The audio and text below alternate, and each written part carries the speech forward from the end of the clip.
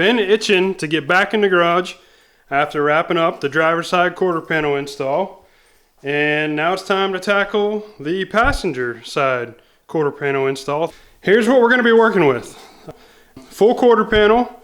I'll be doing the outer wheelhouse on this side and the passenger side trunk floor pan. I don't know if I'm going to install the full quarter panel. This one is in much better condition than what the driver's side was. So to save some time and to save some headache, because you guys know I struggled with lining up the lines on the driver's side, and this is all pretty good, but I am thinking for this quarter panel install, I may be, I don't know, running a line below here and maybe coming down right along in here. I don't know yet. That's what I'm thinking. Now, these are all CJ Pony Parts brand. Same stuff I used on the driver's side, although on the driver's side I installed a full wheelhouse. This is just the outer wheelhouse. Very happy with it for the most part. If you go into it with the mindset that you know you're gonna have to make some small modifications, but not much. Overall, I'm happy with it. CJ Pony Parts is only an hour away from me, so the stuff is easy to get. I can go down and pick it up, so I don't have to pay, shipping, and it works out well. So that's what I'll be using for this install. I'm ready to do this. You know that feeling, first day of high school, sophomore year, you walk in, you're no longer a freshman, your chest is puffed out just a little bit more, you know the ropes, you're a little bit more cocky. It's kind of how I feel going into this quarter panel install. Now that I have a full install under my belt, just a little bit more confident. So I'm excited, I'm ready to jump into this. Okay, now real quick before we get started, if you're attempting this for the first time, do not make the mistake I make and go into it without leveling off your car. This is a laser level. It's $50 off Amazon. I'll put the link to it in the description. I'll show you real quick how I leveled off my car. What I chose to do, because my garage floor is not level, is I took tape and I dropped down, I think this is 5 inches from the bottom of my rocker panel. I did this on all 4 corners of my rocker panel. I don't have the tape up now. This is the only piece I still have up. But I then hooked up my laser level. It's magnetic and it has other attachments, so you can put it on a tripod, whatever. Right now I have it stuck to my argon tank. And I just messed around with shims on the car until I got the laser to line up at that 5-inch mark the entire way around the car. Easy, that's the way I did it for this Mustang. I'm assuming that's a good way to do it for other cars, but I could be wrong. Do your research. The laser on the far side of the car, you will be able to see shining through the tape. So that shouldn't be a problem. Again, highly recommend you do that so that you know your car is level and you can start taking measurements from this laser level. Take some measurements from different areas of your quarter panel down to that line so you have them as reference when you're putting your new panel back on. It'll give you an idea of if it's lining up right.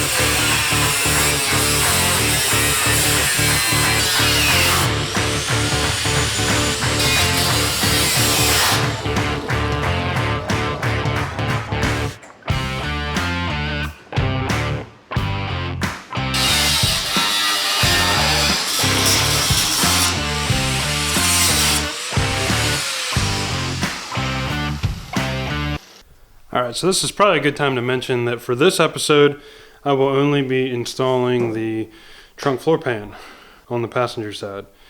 I went ahead and cut away all this stuff because first of all, I wanted to be able to start planning what I was going to be doing for these other phases of the project. Get an idea of how I'm going to be working in the outer wheelhouse and how I can possibly install the quarter panel. This also gives me really good access to get in here and remove the trunk floor pan. Now I did draw out a basic diagram of the way the trunk floor pan is now and take measurements so that I can make sure everything goes back in the right place or within a certain tolerance, I guess you could say. And basically all I did was I have a center mark that I have a center mark right here that I put about in the center of the trunk there. And from that point, I take measurements to different parts of the floor pan and I just write them down. And that way, whenever I install the new one, I can make sure things line up reasonably well. Take tons of photos too. The more reference information you give yourself to reference whenever you go to put everything back together, the better. You can't get too much of it and you will thank yourself. So just take the time and do it. Alright, now two. Back out here. FYI, what you see here, everything I did in this episode so far took me about 2 hours. Now that was dealing with the camera, setting it up and everything as well. If I remember correctly, one of the worst parts, or the worst part of removing the trunk floor pan on this side was actually removing this bumper support bracket, I believe is what it is. It's a real pita to get out, so I'm going to tackle that first so we can cross it off the list and hopefully be on easy street after that.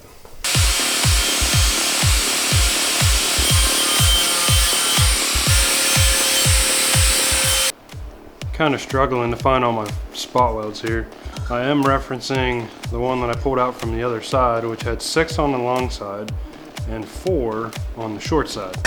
So on this side of the car, this would be the long side, this would be the short side. I've got 1, 2, 3, there might be 1 here, there might be 2 right here, which would make up that 4, but there should be 6 on this side and I'm only finding 5. 1, 2, 3, 4, 5, oh 6, there is 6 here, they're just in different locations and there isn't one down in this corner. So it just gives you an idea. Look how they're spaced out on this one. 3 on top, 3 down on the bottom, and here there's like 4 up here and then 2 here. Just kind of gives you some perspective on how these things were slapped together.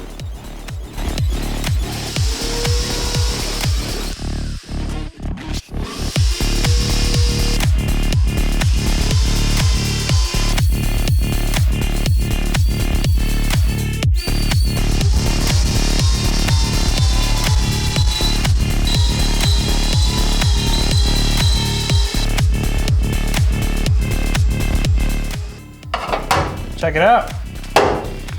Shout out to Barry from Joe Daddy's Garage for sending me this awesome spot weld breaker.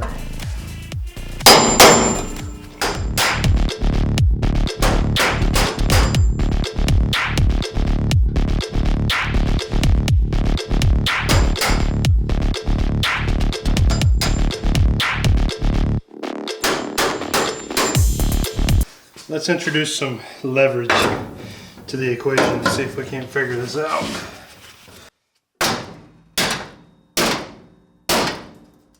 Find out just what exactly is going on here. I think right here is our problem. I think the rest of this is good. Yeah,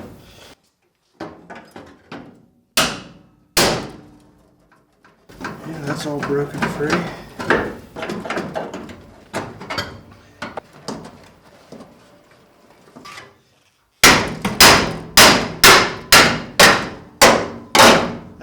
There we go. All right. And I didn't damage up the tail panel too bad. This is all getting replaced, so this doesn't matter. Nice. That is absolutely a success because I believe the bracket on the driver's side, I think that took me, that was a 2-night ordeal. And this was about an hour's worth of work, so I don't know if you can chalk it up to experience or luck. I don't care either way, it's out. keeping a close eye on this because right now this corner is being supported basically by the support of the inner wheelhouse, and it comes down along here, and I put these sheet metal screws in to the tail to attach the tail panel to the rear trunk brace that I installed, because the tail panel is welded to this section of the quarter and that is holding it up. But this isn't, you know, the strongest metal. It's kind of weak and flimsy, and then I just came in here and made it look like Swiss cheese, which isn't helping things. So I did take a measurement from here down to my laser line, so I'll be able to tell if it dropped at all. So I'll keep an eye on it, just something to note. Now the fun begins. I have to get in here and locate all the spot welds that run along the top of the frame rail. You can see them in along here. Nobody wants to see that. So I might cut in a few times and show you what's going on, but really it's not that exciting. So I'm gonna hop in, get that done, and see if we can't rip this pan out. So before I started all this, I took a measurement down to my laser line, and it was 30 and a 16th. So just for peace of mind, I can drop this down and see that we are still falling right about 30 and a 16th. So that's awesome. So good. Things aren't moving.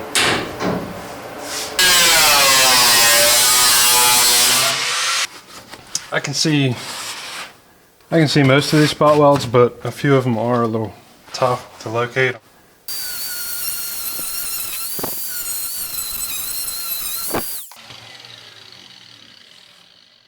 Yep, much better. There.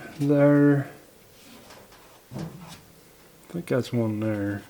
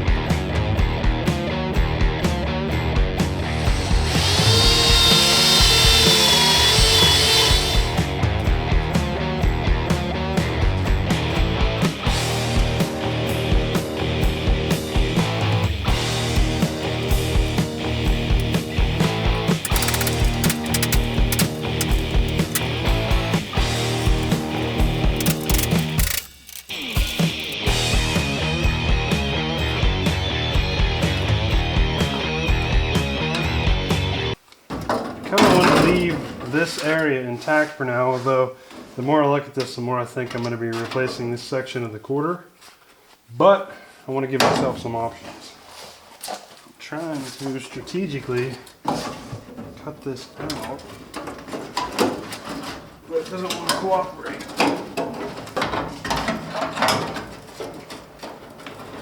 At this point, I just want to do it because now I'm determined to do it.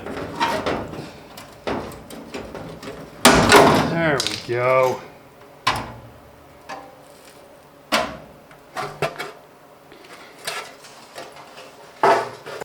Now, when I ripped the floor pan off of the driver's side and saw that down in there, that's what it looked like, and my first impression was to drop a brick out my pants because that looks like a whole lot of rust. But But thankfully, you fire up the shop vac. Get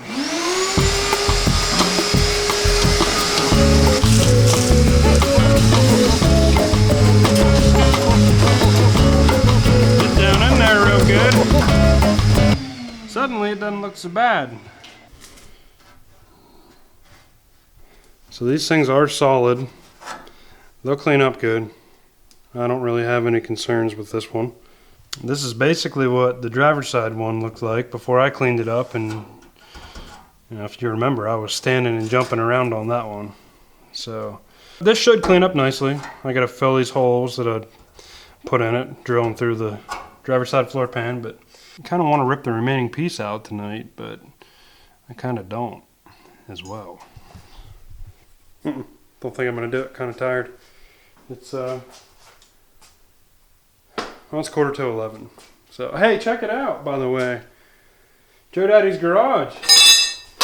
This was gifted to me by Barry, the man himself, and finally got it hung up on the wall. I like that. Sure looks good up there. I think I'm gonna call it for the night, and we'll get back at it maybe tomorrow night or the following night. So the important thing is I came out here tonight to have a hoot and a holler, and by golly, that's what I did. I just can't get enough of this stuff. I thought for sure I was going to take a longer break before I came out here and started cutting this thing apart, but I just can't stay away from it. I can't stay away. It's too much fun to be had. That being said, calling it a night. Alright, so it's Saturday afternoon. Got a little time to run out here and get some work done.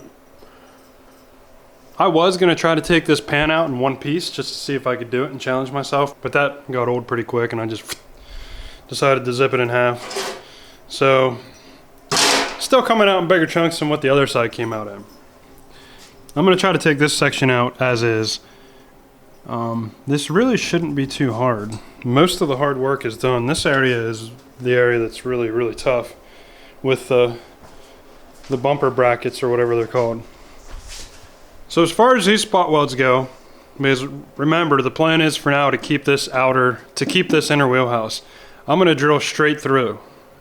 I'm not worried about preserving the metal on the pan that I'm pulling out.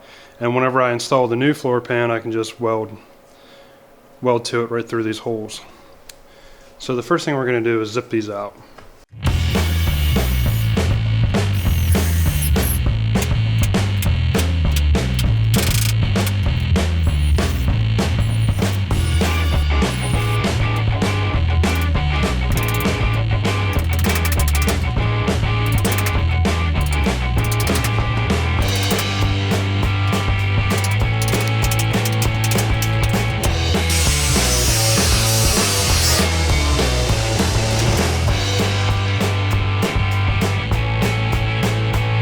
So we have it broken free right in along here.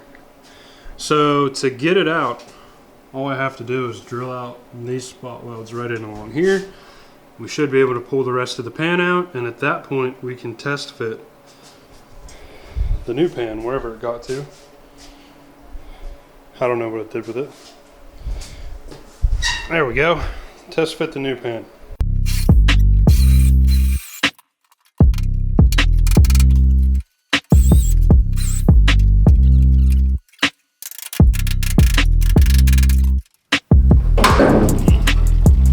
This still counts as leaving it in one piece. FYI.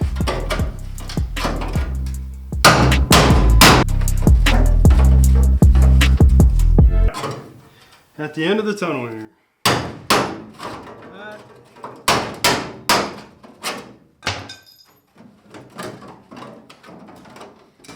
Try not to hit myself in the face. Oh, I missed it.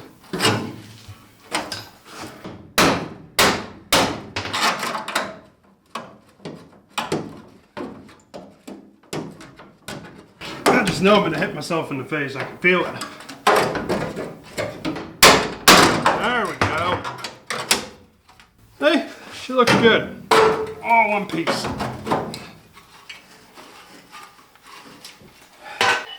I hope that was as satisfying to watch as it was to do.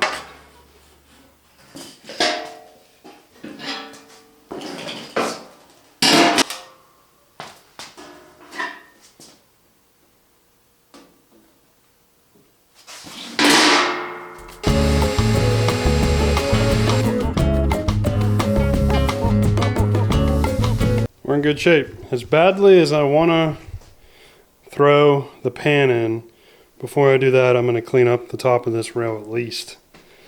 And then we'll throw it in and see how things fit.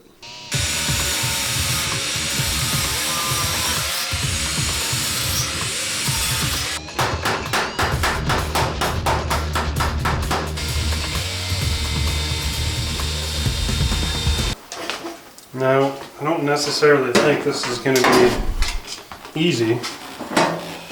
Maybe it will be. I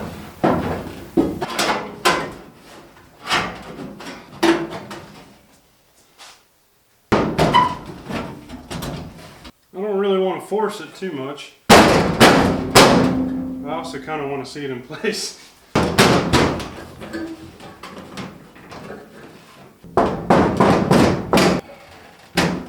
What it's going to be right there. I got to figure this out. That's not quite right. So overall, I mean, I'd say it fits pretty good. The only trouble I ran into again, and I wouldn't even really call this trouble, is it's tight right in here like it was on the driver's side whenever I installed that. And that's just going to be a matter of trimming this out a bit and moving that flange back so these fit together nicely. I've been told that the aftermarket panels can't be an exact replica of the original stampings because that would violate patents, which makes sense. But with that in mind, so far the stuff from CJ Pony Parts I have been very happy with. You know, I had concerns that removing the pan and getting it up and out of this section would be tough, but that really wasn't bad at all. I just drilled straight through and was able to pry it out, and for the most part this fit down in real good. So although I'm not going to be installing the floor pan in this episode, I am going to go ahead and prep this frame rail to weld the pan in.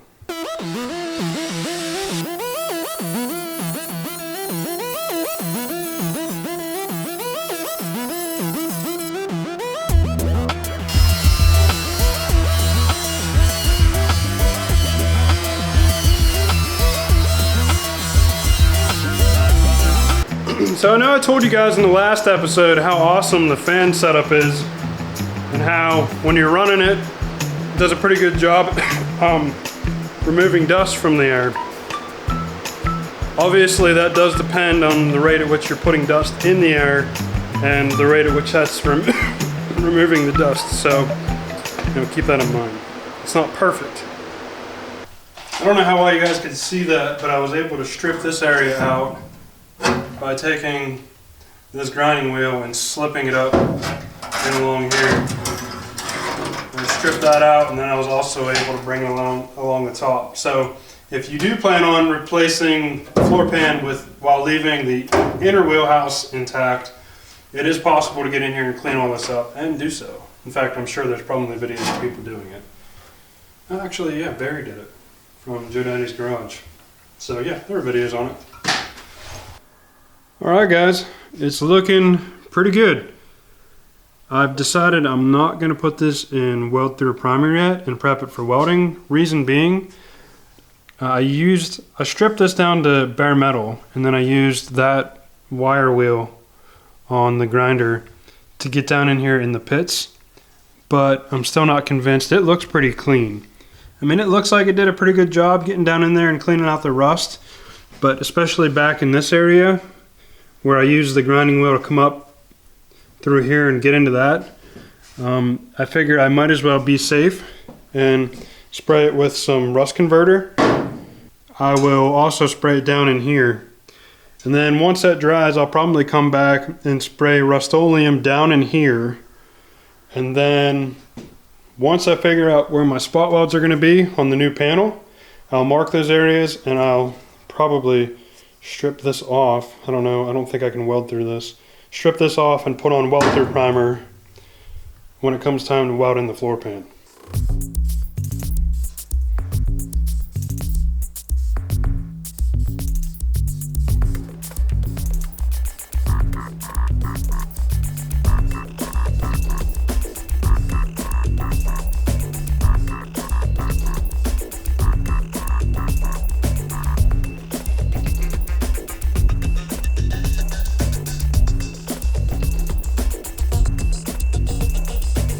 Alright, so we got our coats of the rust converter on, and after reading the can, what I think I'm going to do, because you can't put zinc-based primer over this, or primer for that matter, you have to top coat it with, I believe it said oil-based paint or latex-based paint. So I'm just going to cover the whole thing in Rust-Oleum, and then once I figure out where my welds are going to be with the floor pan, I will strip off those sections of Rust-Oleum and coat them with weld-through primer.